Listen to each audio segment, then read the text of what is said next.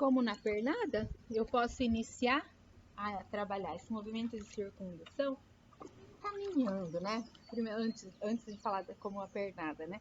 Primeiro caminhando, para que ele entenda esse movimento antero-posterior, né? Que o braço alterna embaixo e fora da água, né? Então eu posso fazer isso caminhando, brincando, jogar uma bola, por exemplo, lá na frente e buscar a bola fazendo um movimento de braço e correndo, né? Tudo isso a gente está trabalhando em cima.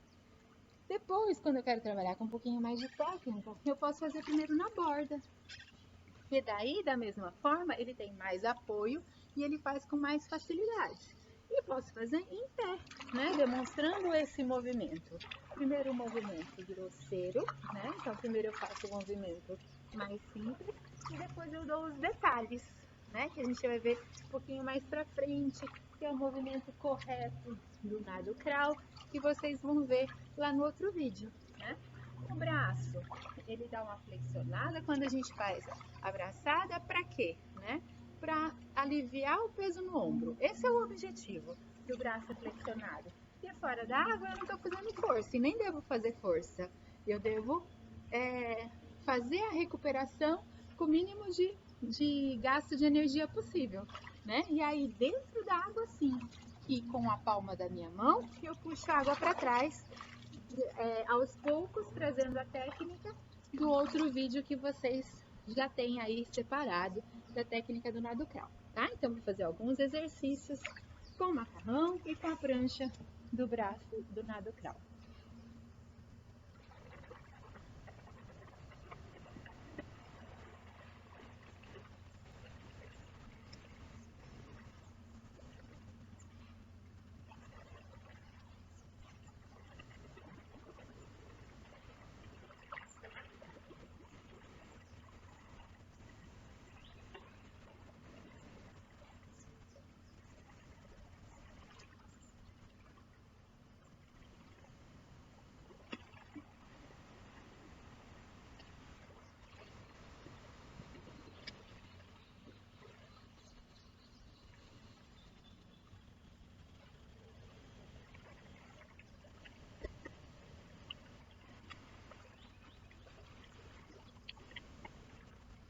A mesma coisa, esses mesmos exercícios eu posso fazer com a prancha, né? Da mesma forma.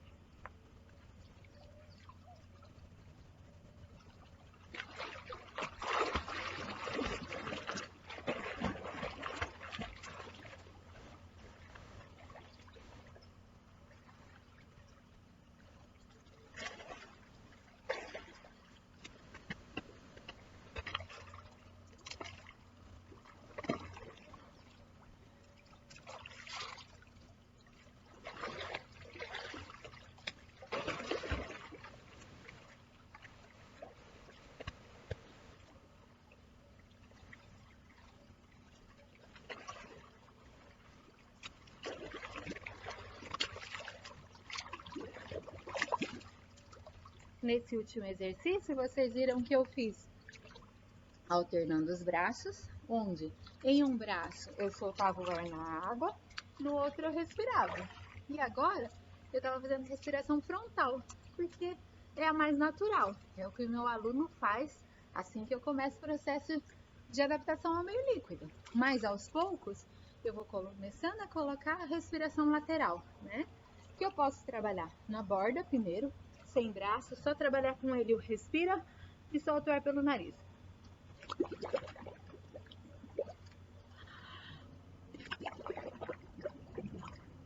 Depois com o braço, dizendo para ele, a hora que você tirar a mão da parede, você já vira pro lado.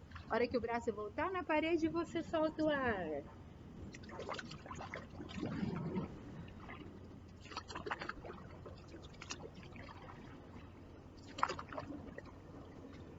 E depois alternando os braços, né? Um braço eu respiro, o outro braço eu solto o ar.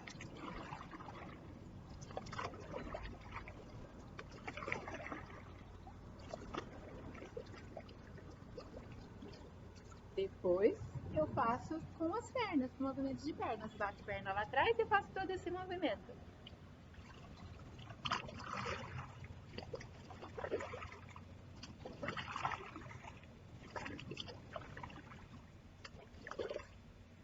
daí é um conjunto. Na parede, faço com o macarrão, faço com a prancha e assim vou, né?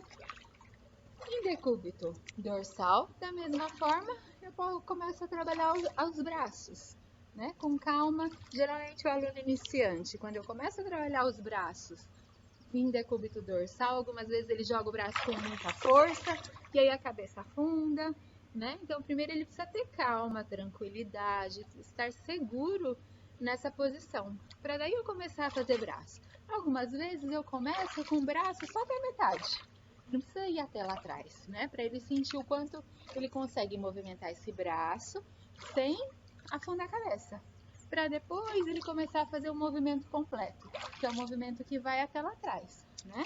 Eu posso fazer movimento de braço de costas segurando a prancha, então eu abraço a prancha, assim eu tenho menos chance de afundar e faço só o braço. Ou eu posso alternar os braços, né? De costas, abraço a prancha.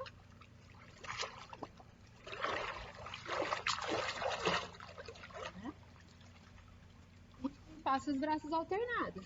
Posso utilizar ainda para ele não se sentir tão inseguro as pranchas numa pegada alta, né? Numa pegada baixa. Então aí eu coloco a prancha em cima do joelho e faço a braçada para ele se acostumar. Para depois tirar a prancha e fazer o movimento completo, né? Então, quem vai me dar a sequência que eu vou fazer? Quem vai me dar o tempo que eu vou fazer de um exercício para o outro é sempre o meu aluno, né? Então, é o meu aluno real, é ele que faz com que eu planeje, com que eu execute, com que eu faça a minha sequência pedagógica, né? É sempre ele.